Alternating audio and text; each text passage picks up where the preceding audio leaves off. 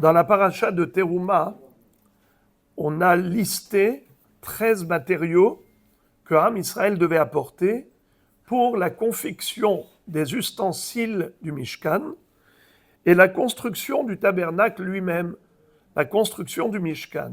Je vais vous rappeler les 13 matériaux. ויקחו לי תרומה מאת כל איש אשר ידבנו ליבו, וזאת התרומה אשר תיקחו מאיתם, זהב וכסף ונחושת, תכלת וארגמן ותולעת שני ושש ועזים, ועורות אלים מאודמים, ועורות תחשים ועצי שיטים, שמן למאור ובשמים לשמן המשחה, ולקטורת הסמים. אבני שוהם ואבני מילואים לאפוד ולחושת. Mon rêve et rabotaï, il y a quelque chose d'incompréhensible. Pourquoi? On est en train de parler des matières premières que Am Israël devait apporter pour la construction du Mishkan. On n'est pas en train de parler de la avoda des korbanot. On n'est pas en train de parler de la kétoret. Parce que si il s'agissait de cela, alors il aurait fallu dire également apporter des moutons pour les korbanot, apporter des bois pour allumer le feu du misbéach, apporter du solet, de la farine, de la semoule pour les menachot, apporter du vin pour la libation de vin sur l'autel. On n'a pas parlé de ça du tout. On a parlé de quoi? Vikruli teruma. Des prélèvements de quoi? Des 13 matériaux nécessaires pour la confection du Mishkan. Alors pourquoi est-ce qu'on parle du shemen lamaor et de Bessamim, les shemen amishha et l'iktoret asamim? On parle de l'huile pour la menorah, on parle des Bessamim pour la kétoret, mais quel rapport? Ça n'a pas de rapport avec la construction du Mishkan. La réponse, c'est que, comme pour une maison, lorsqu'on construit une maison, il faut qu'il y ait de la lumière. Lorsqu'on construit une maison, il faut qu'il y ait une bonne odeur.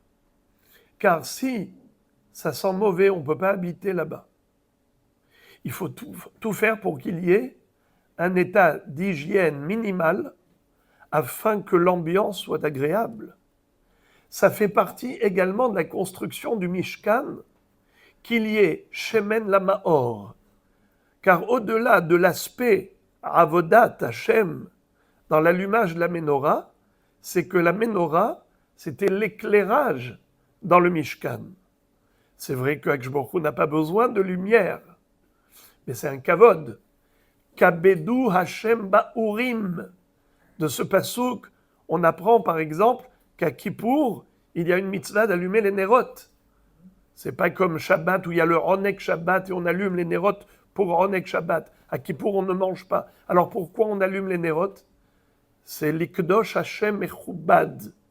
Im tashiv mishabbat reglecha asot hafatzecha biyom kodshi v'karata la Shabbat Ronek l'ikdosh Hashem mechubad. C'est qui s'appelle Kedosh Hashem? Kippour. Il est Kadosh pour Hashem. Mechubad. Tu dois être Mechabed Oto. Comment? Tu allumes des lumières à Kippour. Donc la Ménorah, dans la maison d'Hachem, c'est l'éclairage qu'il y a dans une maison qui fait honneur à Akadosh Baruch. Également, la Ketoret, ou Bessamim, les Shemen Amishha et l'Iktoret Asamim. Shemen Amishha, ça se comprend, car l'huile sacrée d'onction qui était parfumée, avec cela, on a badigeonné tous les kelim du Mishkan pour les consacrer. Ça fait partie de la construction du Mishkan. C'est compréhensible.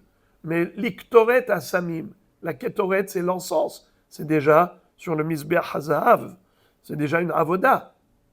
Mais malgré tout, étant donné que l'objectif de cette avoda, c'était de donner une bonne odeur, nachon, reyach mihoach lachem, cette ketoret-là, eh bien, ça fait partie de la construction de la maison d'Hachem, qu'il y ait de la lumière et qu'il y ait de la bonne odeur.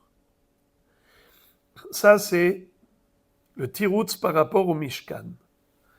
Mais si on veut extrapoler, on peut dire que toute maison juive, c'est comme un Mishkan.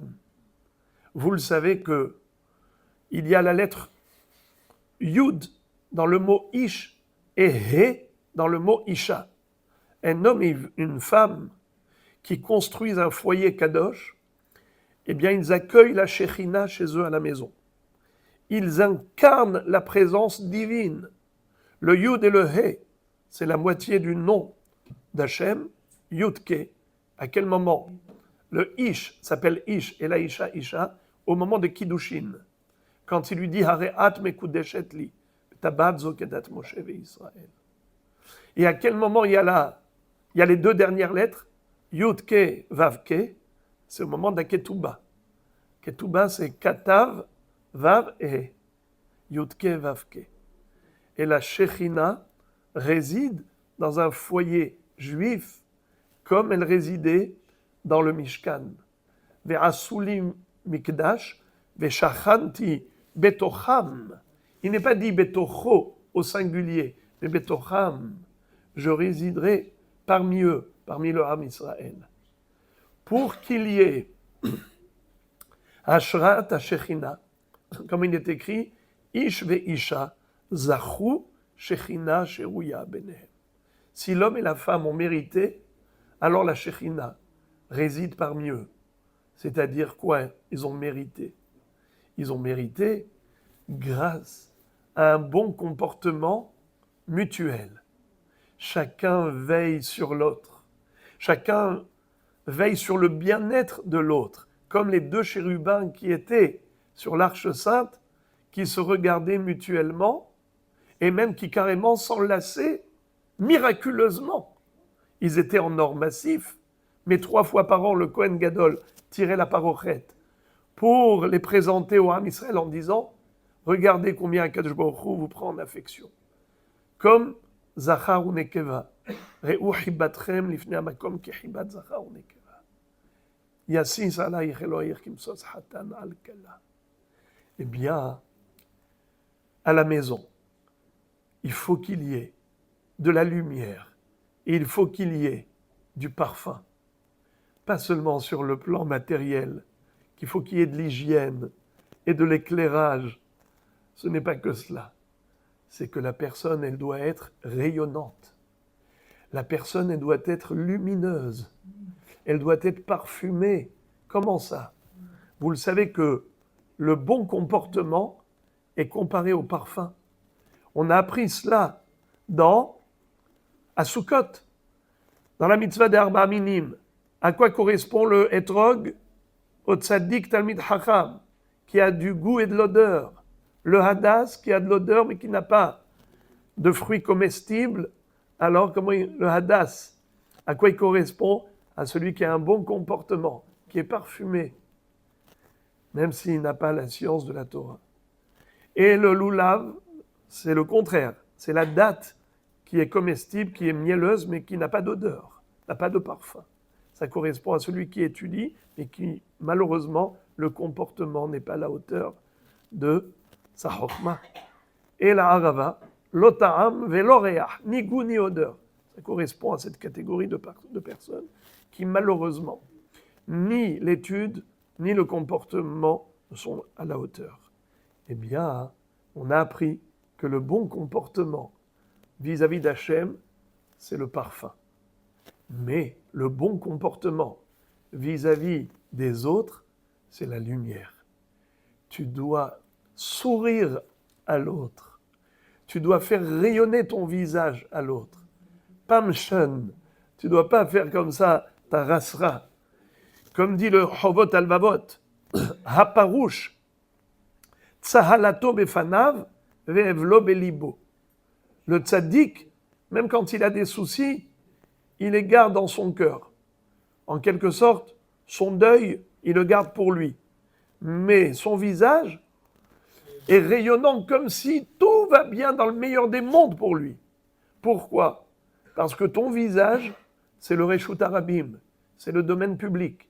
Qu'est-ce qui est exposé aux autres? C'est ton visage.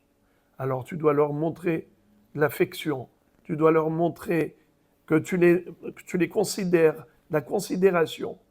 Panim et pnim, c'est les mêmes lettres. Pnim, c'est l'intériorité. Panim, c'est la face extérieure. L'extérieur reflète l'intériorité. La face de l'homme, le panim, reflète le pnim.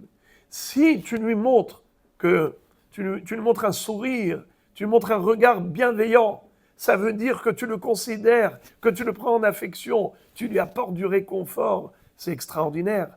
Ulven shinaim mehalav, gadol amalbin shinav lahavero, mimashkeu halav. Plus grand est considéré celui qui blanchit ses dents à l'autre, c'est-à-dire qui lui offre son sourire, encore plus que si il lui servait une tasse de lait chaud. Hein, si on voyait quelqu'un qui offre des cafés tous les matins, oui, vous voulez, avec combien de sucre, avec du lait, waouh, quelqu'un de généreux, il est gentil. Mais celui qui sourit à l'autre, il est encore plus gentil. Parce qu'il donne son cœur à l'autre. Il s'oublie à lui. Qui n'a pas de soucis? Qui n'a pas de problème? Mais on est tellement obnubilé par nos propres problèmes qu'on oublie ceux des autres. Le hassid, il fait le contraire.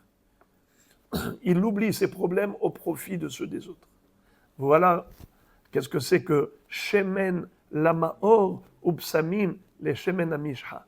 C'était vrai dans la construction de la maison divine, mais comme on a dit que notre foyer à tout un chacun, c'est une maison d'Akadosh Baruch Hu, eh bien c'est ainsi que le parfum et la lumière doivent toujours régner au sein de la famille. Brouchim Tiyou.